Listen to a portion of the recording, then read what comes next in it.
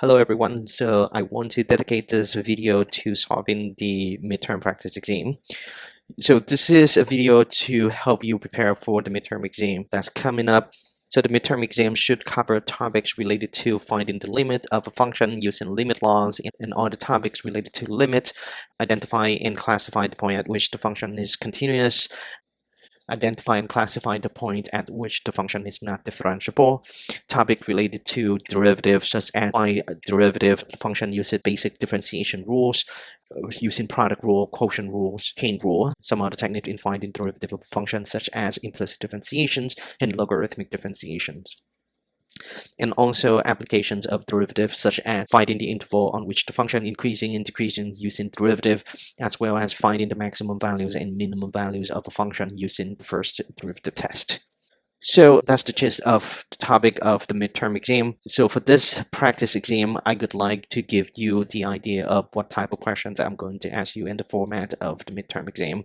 So the midterm exam should consist true false questions, multiple choice questions, short answers, and written responses. So at this point, I'm going to go through each problem and give the solution as well as some explanations to the solutions. So in the first section, this is the true false questions. So if the limit of the function as x approaches a exists, then the left hand limit and the right hand limit both exist. So this is the true statement. So if you go back to the note, you can see that this is an if and only if statement. It say that the limit exists if and only if the left hand limit and the right hand limit exist and equal to one another.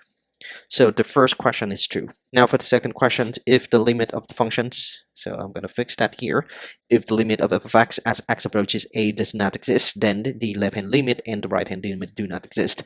So this is a false statement, or it's not always true for that matter, because sometimes the left-hand limit and the right-hand limit still exist, but they do not equal to one another. You can still conclude that the limit of the function as x approaches a does not exist. So this is the false statement. Now for the third question, if f and g are differentiable functions, then the derivative of the sum is the sum of the derivative. That is true. For the next question, if f and g are differentiable functions, then the derivative of the product is equal to product of derivatives. So this one is false. So the formula for the product, for the derivative of the product is that you have f of x times g of x prime is equal to f prime of x times g of x plus f of x times g prime of x. So that is the correct formula to find the derivative of a product. So the question is a false statement. Now the next one, if f is continuous at a, then f is differentiable at a. So this is not always the case. So it should be a false statement. We have some example that is the function is still continuous at the point but is not differentiable. One of the example that we have is the absolute value function. So the absolute value function look like this.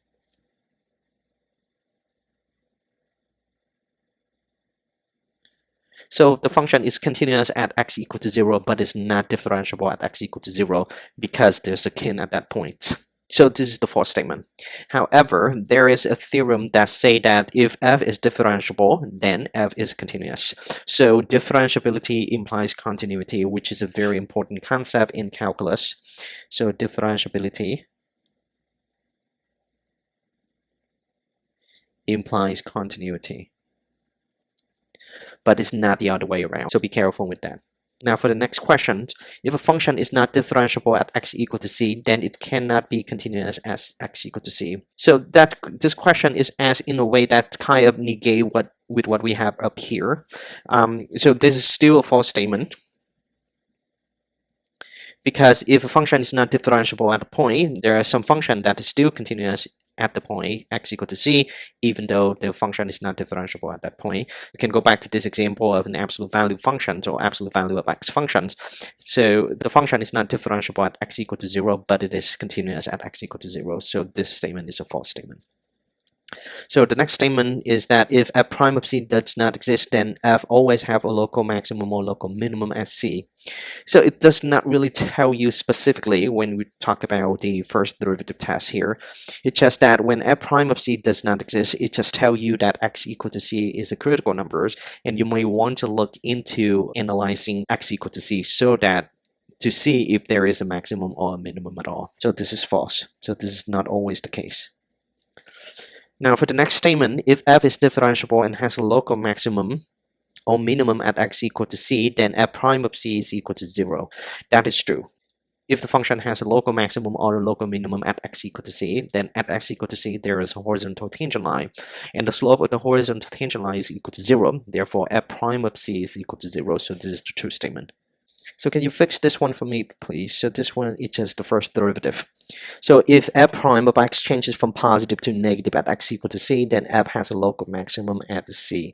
So f prime changes from positive to negative. That means the function changed from increasing to decreasing, and therefore the function has a local maximum at the point x equal to c. That is true. All right, so that's it for the true-false questions. So the true-false question mostly covered concepts in the lecture that we covered so far. Now I'm going to move on to multiple choice questions.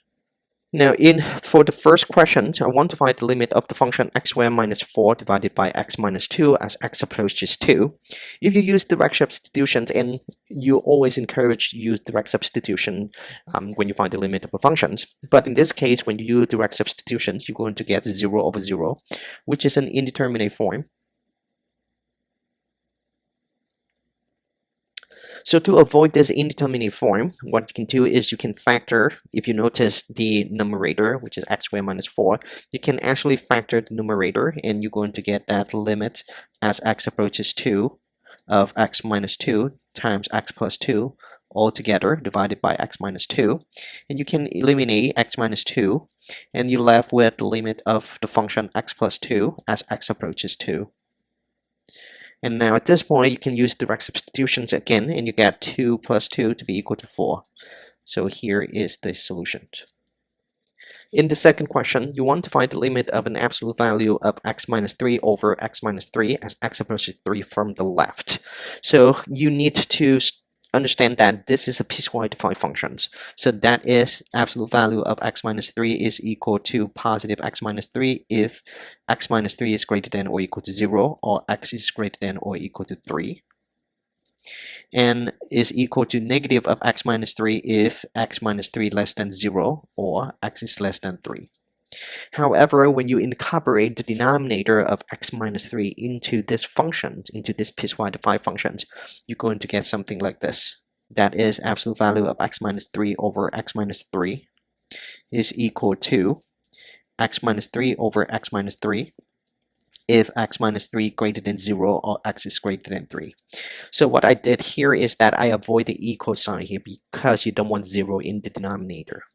In addition, you're going to have negative x minus 3 over x minus 3 if x minus 3 is less than 0 or x is less than 3. So when x is greater than 3, then this one turn into a 1. Right, so x minus 3 cancel out and you get 1. When x is less than 3, you have this one is equal to negative 1. So the question is, what is the limit of this function as x approaches 3 from the left? So from the left, that means x is less than 3. So you're going to choose this result. That is the limit of this function as x approaches 3 from the left is going to be equal to negative 1. Now in the next questions, find the limit of the function as x approaches 2 from the left if f of x is equal to x plus x squared, if x is less than 2, and equal to x cubed if x is greater than or equal to 2. Again, this function is a piecewise defined function, and when you take the limit of the function as x approaches 2 from the left, you see that you need to use this function 1 plus x squared because x is less than 2. So this is the limit of 1 plus x squared as x approaches 2 from the left. Or by direct substitution, you're going to get 1 plus 2 squared. All this is equal to 5. So the answer for question 3 is the choice A. In number 4, this function again is a piecewise defined function and is equal to negative t if t is less than 1 and equal to t squared if t is greater than or equal to 1. You are asked to find the limit of the function as t approaches 1. So because this is the piecewise defined function, so you have to break it down into two different approach here. That is, first, you want to find the limit of the function f of t as t approaches 1 from the left. That is the limit of negative t as t approaches 1 from the left.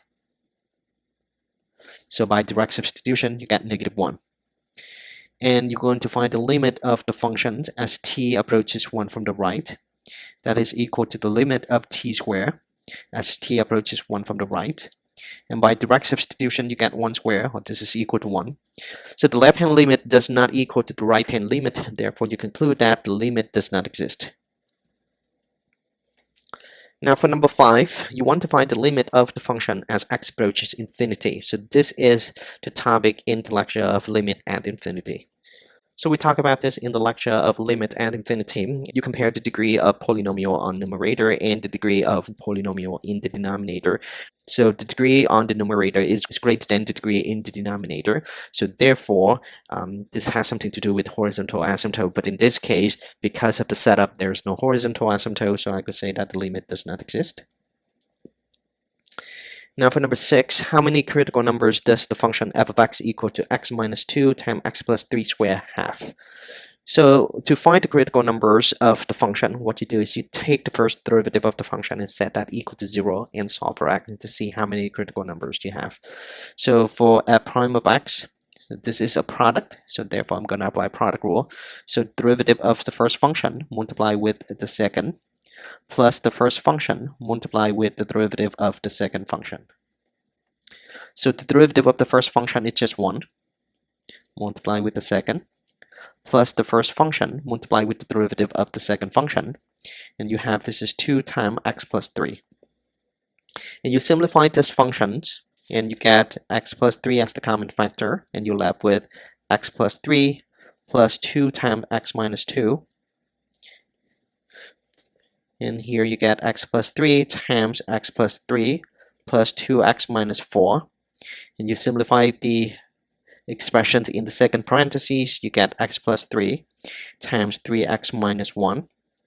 And you set this equal to 0, and you see that there are 2 critical numbers. One is x equal to negative 3, and the other one is x equal to positive 1/3. So the answer is 2. In the next question, you are given the graph of an derivative functions, and you asked to identify on what intervals the function increasing. So remember, this is the derivative graph. So therefore, to find the interval where the function is increasing, you just need to check what part of the derivative stay above the x-axis. So in this case, this part of the curve stay above the x-axis, this part of the curve stay above the x-axis. So therefore, the answer should be from negative infinity to negative 4, and from 2 to 4. So this is the answer. Now in number 8, you are asked to identify the interval on which the function is decreasing. So again, the graph is given to you. Here is the derivative graph. So therefore, you want to see where f prime stay below the x-axis. Here you get that this part of the curve stay below the x-axis. And this one as well. So it's going to go from negative 4 to positive 2, and from positive 4 to positive infinity. So the way the question set up is that you have b for the answer. That is from negative 4 to negative 2, union with negative 2 to 2, and union with 4 to positive infinity. They didn't include the negative 2 here because they want to avoid the critical numbers of the function. Now for number 9, for what value of x is the function f of x has a local maximum? So for the first derivative test, to get the local maximum, what you do is you see there is a change of the function. So the function has to change from increasing to decreasing to get the local maximum at the turning points. So the function changed from increasing, which is positive, f prime positive, to decreasing. Right? So x equal to negative 4 is a local maximum. Similarly, you have that f prime change from positive, which is the function is increasing, to f prime negative, the function decreasing. So x equal to 4 is also a local maximum. So the choice should be here, x equal to negative 4. They didn't give the choice x equal to 4, so we can ignore that. Now for what value of x is the function f of x has a local minimum? To identify a local minimum, you look at the behavior of the function where the function changes from decreasing to increasing. It's going to be a local minimum. So that is the case for x equal to 2. F prime change from negative to positive. That is the function change from decreasing to increasing. So x equal to 2 is the local minimum. Now moving on to the next questions. You are given a graph of the original function f of x, and they ask you to identify the following. So at the point x equal to negative 2, so x equal to negative 2, I'm going to project it onto the function. So the output of the function is below the x-axis, so the choice should be negative. And at that point, the function has flat spot on the horizontal tangent line. Therefore, f prime of x for x equal to negative 2 is 0. Now at x equal to negative 1, here, the output of the function at x equal to -1 stay above the x-axis, so this should be a positive value. Even though you don't know the exact value, or you don't need to calculate the exact value, you just need to know the sign of the output value. And at that point, the function has a flat spot on the horizontal tangent line, so therefore f of x is flat at x equal to -1, therefore f prime of x as x equal to -1 is also equal to 0. Now at the point x equal to 1/2, so somewhere here, 1/2, so at that point, the output of the function is above the x-axis, therefore should be positive. So at that part of the function is decreasing. Therefore, f of x is decreasing at the point x equal to 1/2. Therefore, f prime of x is a negative number. Now at the point x equal to 3/2, so 3/2 right here, the output of the function is above the x-axis. Therefore, f of x is positive. And at this part of the function is increasing, therefore f of x at x equal to 3/2 is an increasing part of the function, and therefore f prime should be positive. So increasing, and f prime is positive. Those are some multiple choice questions that you may see in the actual exam. Now let me move on to some short answers. So I'm going to move on to short answers. In the first question, you are given the graph of the functions, and you asked to determine the following. So the first part is that can you find the limit of the function as x approaches -4 from the left? So we have here is -1, -2, -3, and here is -4. So the limit of the function as x approaches -4 from the left, that is the function approaches this point. So by the look of this functions, the limit is approaches positive 3/2. I want to ensure you that in the actual exam, everything will be clear and all the tick axes will be marked properly. Okay, now move on to the second part, that is the limit of the function as x approaches -4 from the right. As x approaches -4 from the right, the function approaches this point, and that could be -3/2. And in the next part, they ask you what is the limit of the function as x approaches -4. Now, as you can see from the previous two part, the left-hand limit is different from the right-hand limit, so you can conclude that the limit of the function as x approaches -4 does not exist. Now moving on to the next part, you want to find the limit of the function as x approaches 2 from the left. So as x approaches 2 from the left, the function is going up to positive infinity. Similarly, when x approaches 2 from the right, the function approaches positive infinity as well.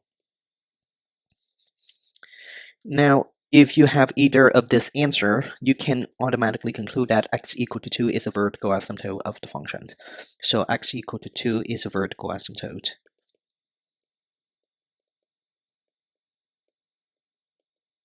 In answering this question, I want you to write x equal to 2 because x equal to 2 indicate that that is a vertical line in this context.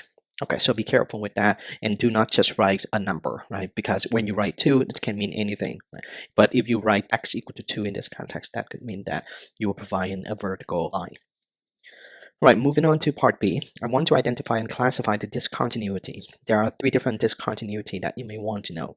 This first one is removable discontinuity, the second one is infinite discontinuity, and the last one is jump discontinuity. It's very easy to identify infinite discontinuity, that is the limit of the function as x approaches a certain number will go up to positive infinity or negative infinity. Now the difference between removable and jump discontinuities is that for removable discontinuity, you will see holes at the point of considerations, and you will experience the same thing for jump discontinuity. There are holes at the point of considerations. The difference between removable discontinuity is that the limit of the function at the point of consideration exists.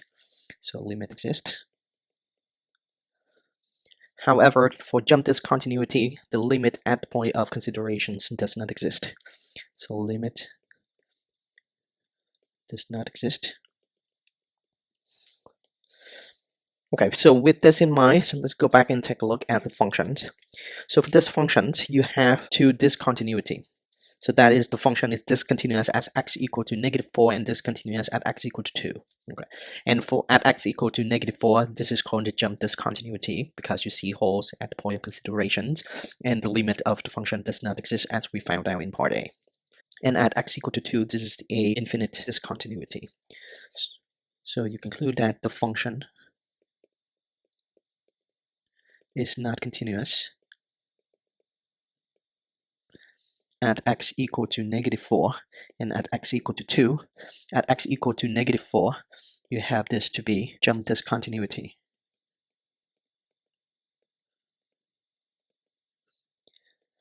And at x equal to 2, you have infinite discontinuity.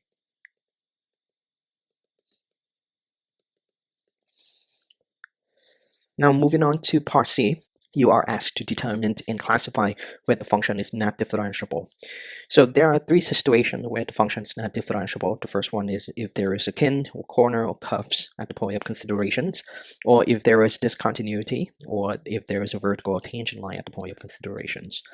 So let's go back to the graph here, and you can see that there is discontinuity here at x equal to -4, so the function is not differentiable. At x equal to -1, there's a kin here, so therefore the function is not differentiable. At x equal to 2, this is an infinite discontinuity, so the function is not differentiable at x equal to 2. And at x equal to 5, you have a vertical tangent line right here, and therefore the function is not differentiable. So I'll go back here and write my conclusions, that is the function is not differentiable at x equal to -4, at x equal to -1, x equal to 2, and x equal to 5. So at x equal to -4, that is a discontinuity. At x equal to -1, you have a kin. At x equal to 2, you have another discontinuity. And at x equal to 5, you have a vertical tangent line.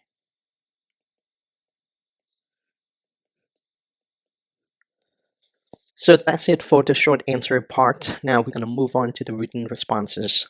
In the first question is related to definitions of derivative, and in the lecture note we covered definitions of derivative using limits. Right? So the derivative of the function is f prime of x is equal to the limit of f of x plus h minus f of x divided by h as h approaches 0. And this is the limit definitions of derivative. So we're going to utilize this formula to find the derivative of the following functions: f of x equal to 2x plus 1. So this is probably the only question in the entire course that I would ask you to find the limit of the function using limit definitions. Most of the time you are asked to find the derivative of the function, you just basically use shortcut that we learned, that is basic differentiation rules, and use them to find the derivative of the function. But here, let's use the limit definitions of derivative to find the derivative of this function. So to apply the limit definitions of derivative, you need the function f of x plus h, and f of x, given f of x is equal to 2x plus 1. So we're going to start out with f of x. This is equal to 2x plus 1.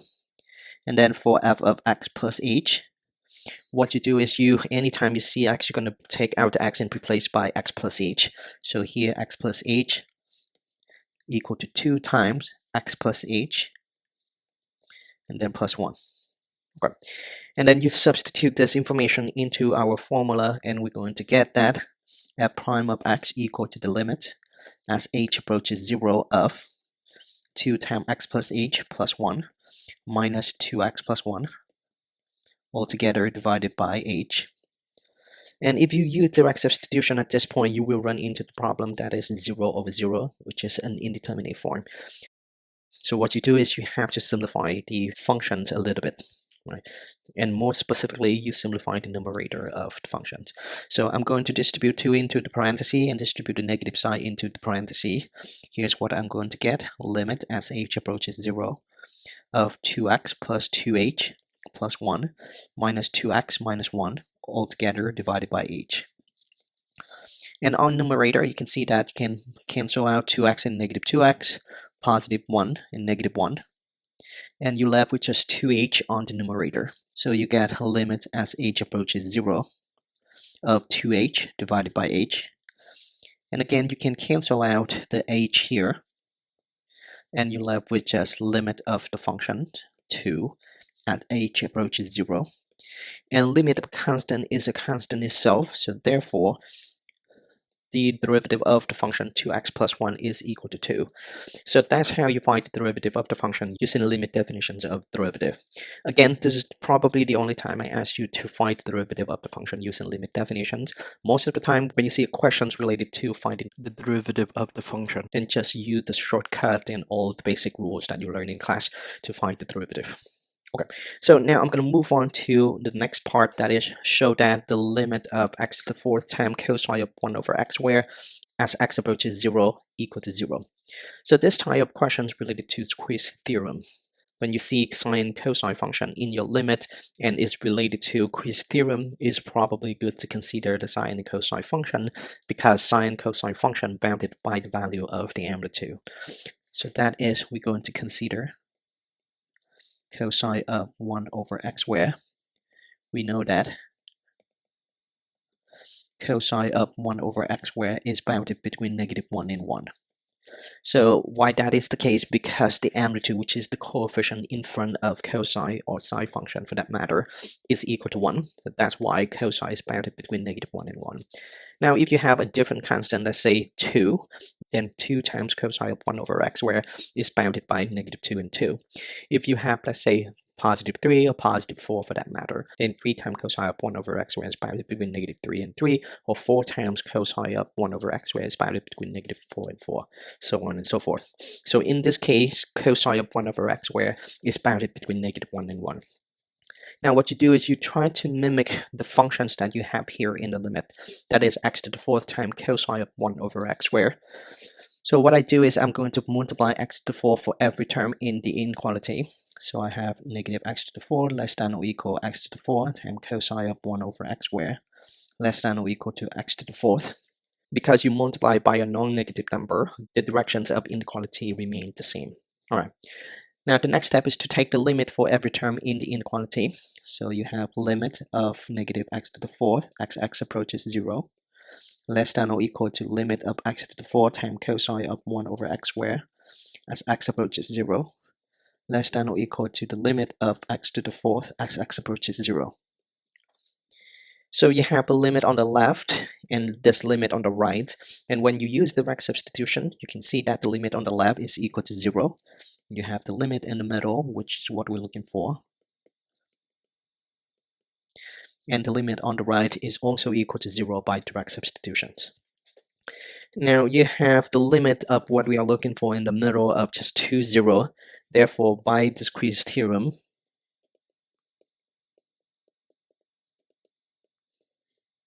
you have that the limit of the function x to the fourth times cosine of 1 over x squared as x approaches 0 is equal to 0. That's how you present a problem in the context of the Squeeze theorem. And for the answer, I strongly recommend you to include this particular statement, that is by the Squeeze theorem, to make sure that the reader knows what theorem you are using and why you draw the conclusions that you're drawing. So let's move on to finding derivative of the function using derivative rule. So the first one is find derivative of the function f of x equal to x squared minus square root of x. When you have a square root of x or a fraction in term of x, it's good to turn it into a power function. So that is x squared minus x to the 1/2. Now you can take the derivative of the functions. So the derivative of a difference is difference of derivative. So you have this is 2x minus 1/2 times x to the 1/2 minus 1, or this is 2x minus 1/2 times x to the negative 1/2. So it's probably good for most of the cases, but for us, can you turn the negative exponent to positive exponent? So when you do that, you have this one to be x to the negative 1/2 divided by 1 to turn this negative exponent to positive exponent, and then you bring it down to the denominator. So when you cross the line, you change the sign. So here you got negative 1/2 times 1 over x to the positive 1/2. And so that's it for the problem. But if you want to simplify it even further, you can do 2x minus 1 over 2 times square root of x. Now moving on to part B. In part B, you have two functions multiplied together, so that is a product. Therefore, when you take the derivative of the function, you need to apply product rule, given that u is equal to 3x squared plus x, and the function v is equal to 7x minus 4. So when you take the derivative of a product u times v, you do the derivative of the functions multiplied with the second plus the first function multiplied with the derivative of the second functions. So here I'm going to consider all the informations that we need for the formula. So that is the function is equal to 3x squared plus x, and u prime is going to be 6x plus 1, whereas v is equal to 7x minus 4, and v prime is therefore equal to 7. So you have all the information that you need, then you substitute into the product rule formula, and you're going to get f prime of x equal to u prime, which is 6x plus 1, times v, which is 7x minus 4, plus u, which is 3x squared plus x, times the derivative of v, which is 7. So I'm just going to leave it like this. The intention is that I want you to just focus on finding the derivative of the function. If the function or if the result is simple enough to simplify, I will ask you to do that in the test. But for now, this looks a little bit complicated, so I'm going to skip the simplification part and just focus on taking the derivative. Now move on to the next function. So you have f of x equal to x plus 1 divided by x minus 1. So this is the fraction, this is the quotient. So when you take the derivative of the function, you use quotient rule. Given that the numerator is u and the denominator is v. So when you use the quotient rule, so you have the derivative of u over v. This is equal to u prime times v minus u times v prime, all together divided by v squared.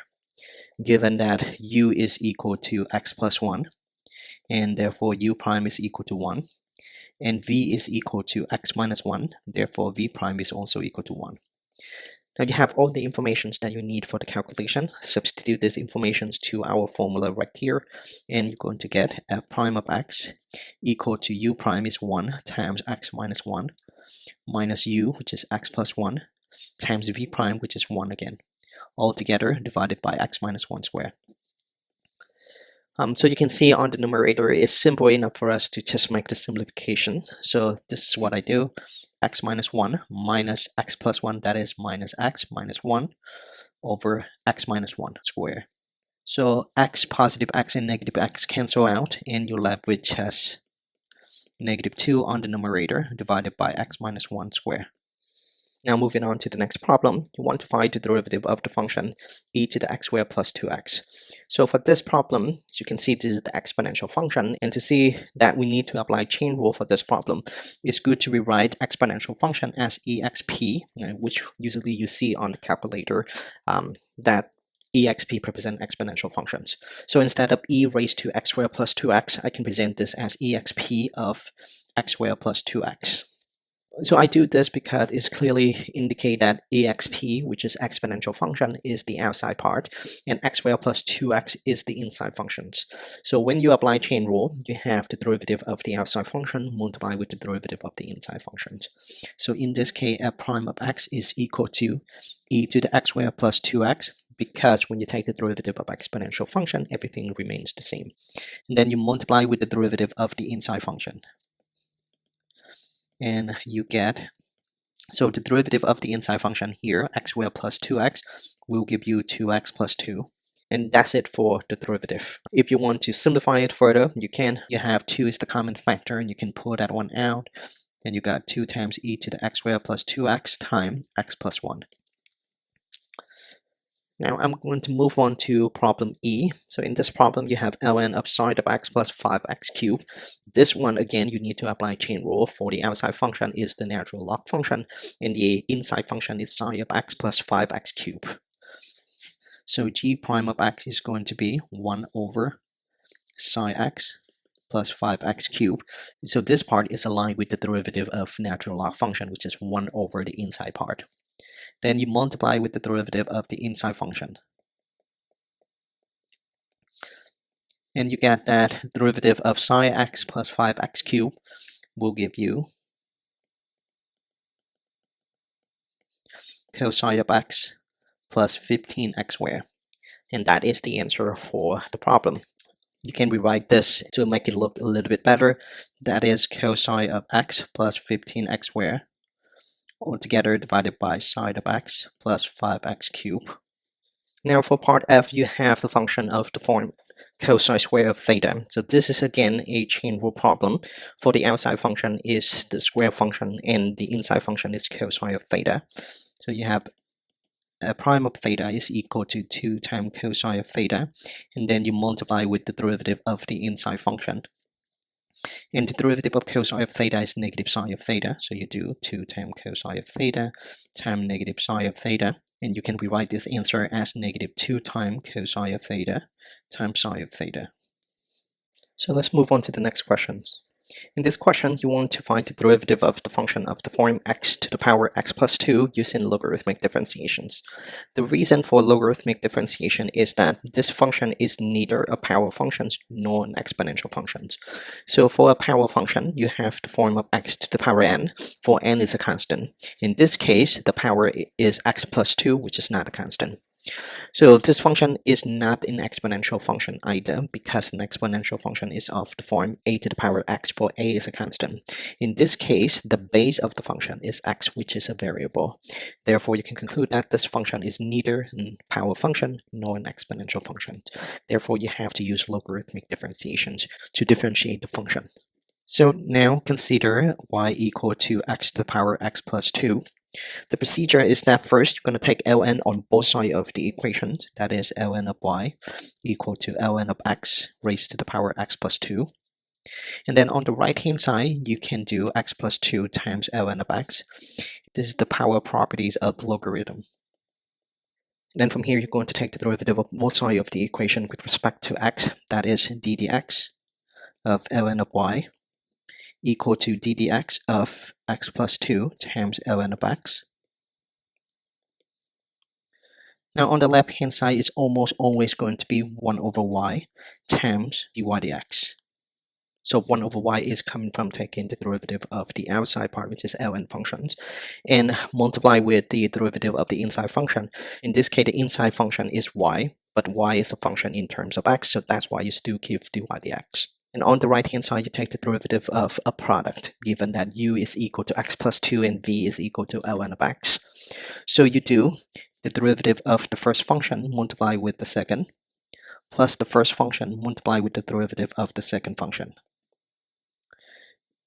On the right hand side, you got the derivative of x plus 2 is 1 times ln of x plus x plus 2 times the derivative of ln of x, which is 1 over x. And on the left hand side, you still have 1 over y dy dx. And the objective of this problem is to find dy dx, or find the derivative of the function with respect to x. So what you do is you multiply both sides for y, and you get dy dx is equal to y times ln of x plus x plus 2 over x. And at the end of the day, the answer should be in terms of x. So you're going to replace y by x to the power x plus 2.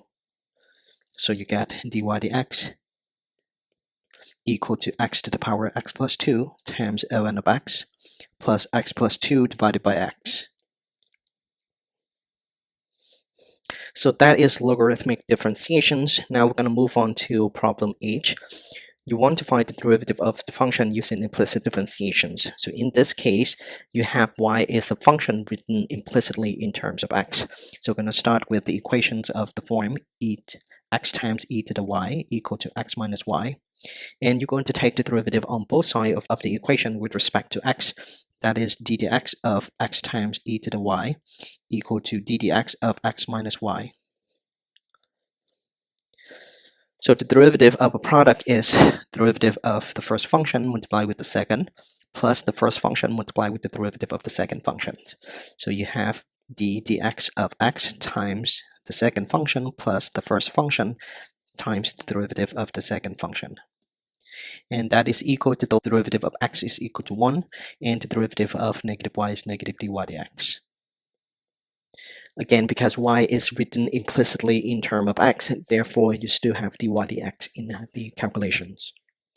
Now we're going to take care of the left hand side, so the derivative of x with respect to x is 1 times e to the y plus x times e to the y times dy dx. So the reason for the result here is that the derivative of the outside function is exponential functions. So you still have e to the y. Multiply with the derivative of the inside function. In this case, y is the inside function. Then this is equal to the right-hand side, which is 1 minus dy dx. Now at this point, you can solve for dy dx by grouping everything related to dy dx on one side of the equations and move everything else to the other side. So I have x times e to the y dy dx. I'm going to move negative dy dx to the left-hand side, and I got plus dy dx. This is equal to 1. And this term e to the y, I'm going to move that to the right-hand side, and I got this is minus e to the y. So on the left-hand side, to get dy dx by itself, you first take dy dx as a common factor. And you get dy dx times x times e to the y plus 1 equal to 1 minus e to the y. And to get dy dx by itself, you're going to divide it both sides for x times e to the y plus 1. That is 1 minus e to the y divided by x times e to the y plus 1. And that is the derivative of the function with respect to x. In this case, y is written implicitly in terms of x, and therefore you have to apply implicit differentiations. So next questions. In this question, you're going to apply the closed interval method to find absolute maximum value and absolute minimum value of the function g of x equal to 2 times x to the fourth minus 4 times x squared on the interval between -2 and 0. This is a closed interval. So for the closed interval method, what you do is you first find the critical numbers of the function. That is, you take the derivative of the function, set that equal to 0, and solve for x. Whatever x you got, those are the critical numbers. The next step is to evaluate the original function at the critical numbers, and then evaluate the original function at the endpoint, in this case -2 and 0. And then you make comparisons between the output that you just calculated. The highest point is going to be the absolute maximum value, and the lowest point is going to be absolute minimum value. Alright, so first let's find the critical numbers of the function by taking the derivative of the function, and you have ax cubed minus ax equal to 0. You take 8x as a common factor, and you're left with x squared minus 1 equal to 0. X squared minus 1 can be factored further. You get 8 times x plus 1 times x minus 1. So by the look of this, you have three different critical numbers: x equal to 0, x equal to -1, and x equal to +1. However, you're going to compare these critical numbers with the interval considerations, and you see that x equal to 1 does not fall inside the interval of considerations. Therefore, you're going to eliminate this. Because if you don't eliminate this number, they will give a false result. Okay, so you have the critical number. Now you're going to evaluate the original function at the critical number. So evaluate the function at x equal to 0 and x equal to -1. So you get g of 0 is equal to 2 times 0 to the fourth minus 4 times 0 squared, and that's give you 0. Now you have g of -1, that is 2 times -1 to the fourth minus 4 times -1 squared, and you're going to get -2 for the answer. The next step is to evaluate the original function at the endpoints, x equal to -2 and x equal to 0. So here you evaluate the function at x equal to -2 and x equal to 0. But at x equal to 0, you already have the result, that is g of 0 is equal to 0. So we're going to skip that and just focus on doing g of -2. And this is equal to 2 times -2 to the fourth minus 4 times -2 squared. And you're going to get 16. So in conclusions, you get that the absolute maximum, this is going to be equal to 16 at x equal to -2. And the absolute minimum value is equal to -2 at x equal to -1. So that's how you find an absolute maximum value and absolute minimum value using the closed interval method. Now we're going to move on to the last problem in the practice exam. And that is, we're going to focus on using the first derivative test to identify the interval on which the function is increasing and on which the function is decreasing, as well as determine the local maximum and local minimum value of the functions. All right. So in either cases, the first thing you need to do is to find the critical numbers of the functions. So that is, you're going to take the first derivative of the functions, and you get 1/3 times 3x squared minus 3/2 times 2x. And you're going to have x squared minus 3x. And you're going to set this equal to 0 and solve for x. You notice that x is a common factor between these two terms. So x times x minus 3 equal to 0.